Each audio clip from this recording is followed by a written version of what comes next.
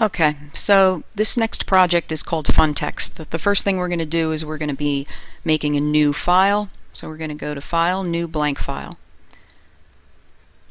Now you should have already downloaded some text, and you should already have your what you want to say already established.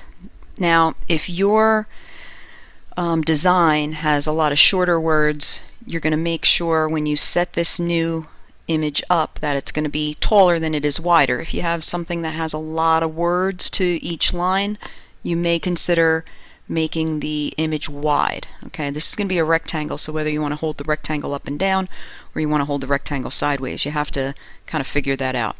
I'm going to have it up and down. I have short words, so you're going to make the width 8 and the height 10. Make sure you have inches set. Sometimes automatically it goes right to pixels. Make sure you have inches.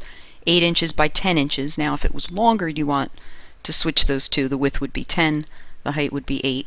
Resolution, no matter what, will be 300. Color mode RGB should stay the same. You might have background contents set to transparent. Please set it to white. We want a white background, and then you say OK. So this is the page that you're working on. I'm going to start with my first word, my topic, and it's going to be coffee. I'm going to go ahead and pick a font. Now the fonts, you should have some that are downloaded.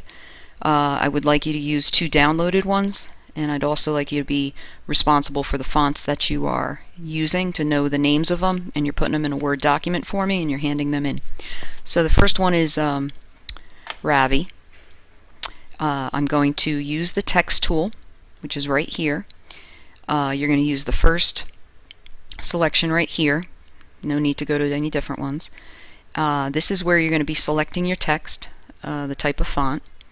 Don't worry too much about the size, because you can always stretch that out. Color, however, keep it black. So that way you can see it, and also it's going to be black anyway.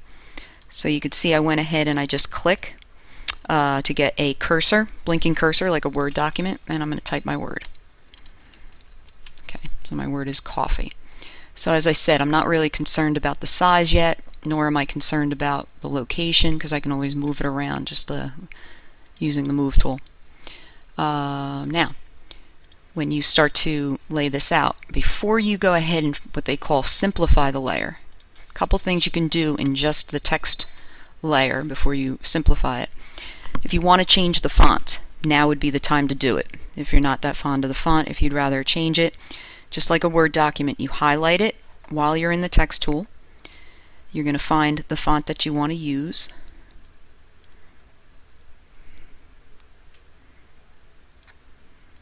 Okay, and it changes. It may stretch out bigger and smaller. Another thing that you can do now, you can't do later after you simplify it, is let's say you want to end up making it bold or italicized. Again, that would be the time to do it, would be now. You highlight it, and that's when you can go bold. That's when you can go italicized.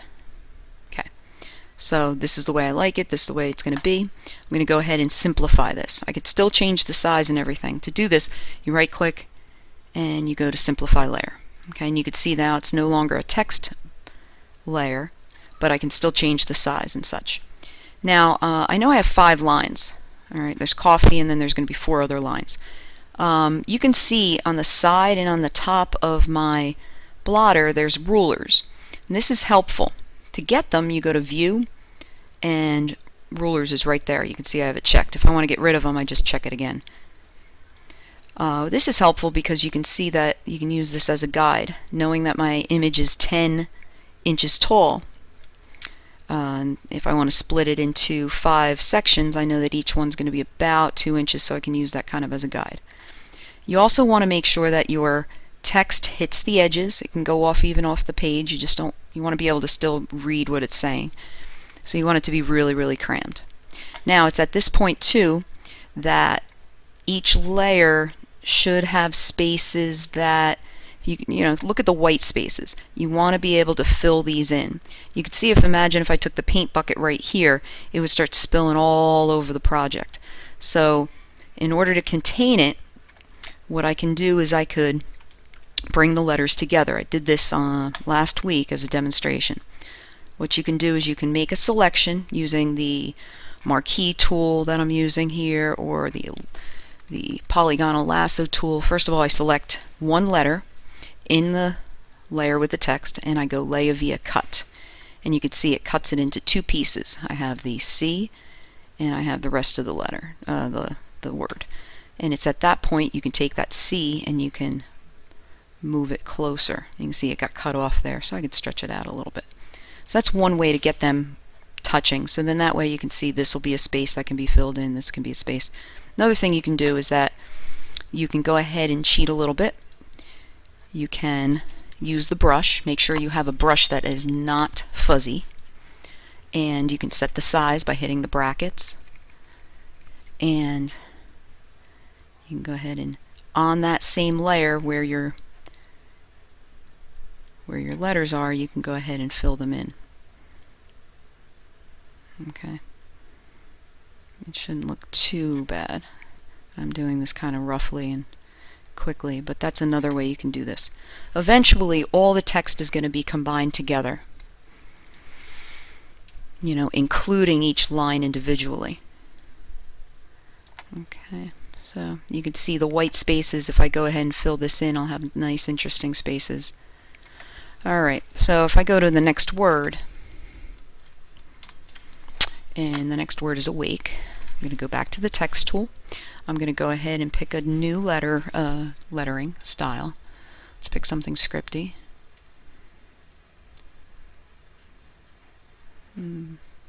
Forte is good. I'm going to click and the next word is awake. I'm going to type that in. Stretch it up bigger, get it the right size. If I decide to make it bold or not, that's decided upon now. I think it's bold enough.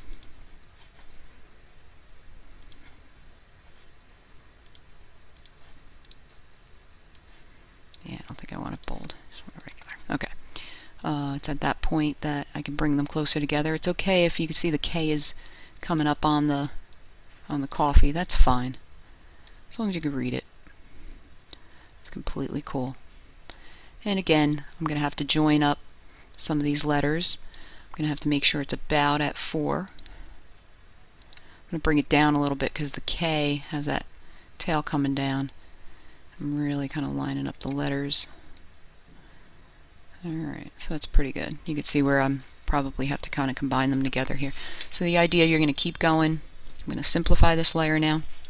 I'm going to keep going and work on each one, and eventually they're all going to be merged together, just like this. So you're going to have a background layer, and then you're going to have a layer that just has the text.